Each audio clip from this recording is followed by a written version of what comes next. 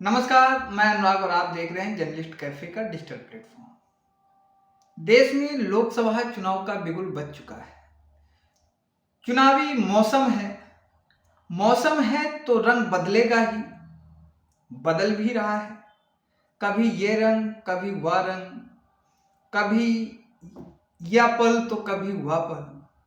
तो कहने का मतलब यह है कि राजनीति के इस पर्व में पल में तोला, पल में मासा, कितने रंग बदलती है। इस मौसम की खुमारी में अब जनता भी सियासी हो चली है। इसी को लेकर और कह सकते हैं कि कहीं पर निगाहें तो कहीं पर निशाना। राजनीतिक पार्टियों के बड़े बड़े दावे हैं, बड़े बड़े सवाल हैं, सवालों पर भी सवाल हैं। और इस देश की जनता, युवा, किसान, मजदूर, महिला शक्ति को बड़ी बड़ी उम्मीदें हैं। उनको चाहिए नौकरी, रोजगार, ये चाहिए सरकार से, वह चाहिए, बड़ी बड़ी तकरीरें हैं और दलीलें भी हैं। इसी में आज हम आपको बताने जा रहे हैं जर्नलिस्ट कैफे के खास शो सीट के समीकरण में रत्न और आभूषण की नगरी से मशहूर नगीना लोकसभा के बारे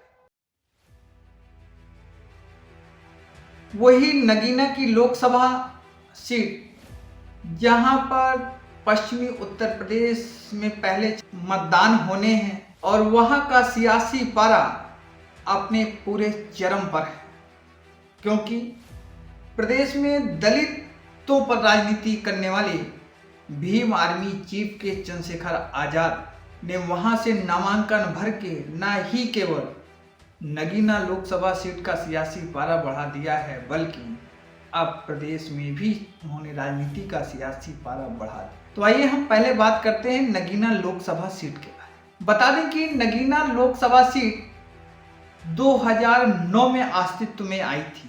इससे पहले यह सीट बिजनौर में हुआ करती थी। नगीना बिजनौर जिले की एक तहसील है। अस्तित्व में आने के बाद नगीना लोकसभा सीट में 3 बार चुनाव हुए हैं, 2009, 2014 और 2019। अगर 2009 में बात करें तो पहली बार हुए चुनाव में समाजवादी पार्टी, और 2014 में भारतीय जनता पार्टी, और तीसरी बार वहां पर गठबंधन के तहत बसपा ने जीत हासिल की थी। 3 बार के चुनाव में वहां के लोगों ने तीनों बार नए नगीने चुने हैं।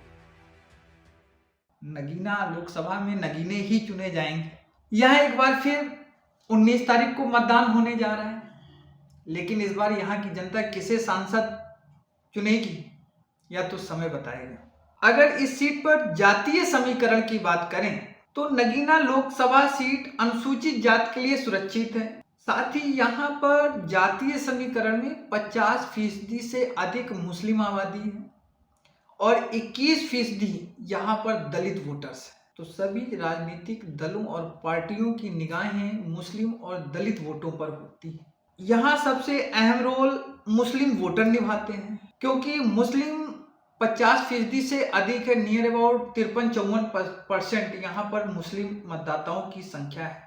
और मुस्लिम कभी भी एक दल का नहीं हुआ।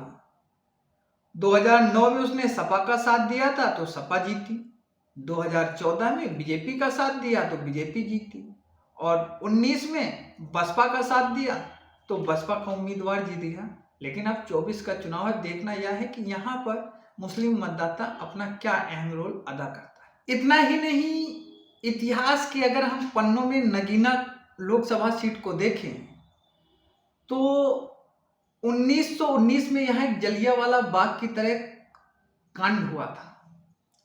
यहाँ के पाई बाग में ब्रिटिश सेना ने खुलेआम गोलियां बरसाई थी, जिसमें करीब 150 से 200 लोगों की मौत हो गई थी। तभी से इसे जलियांवाला बाग कहा जाता है। अब देखना यह है कि आगामी लोकसभा चुनाव में यहाँ की जनता अपने किस नगीने को चुनती है, यह 4 जून को मतगणना के दौरान ही पता चलेगा। लेकिन 19 तारीख को मतदान है और जनता अपना किसको आशीर्वाद देती है, यह भी एक अहम दिलचस्प होगा।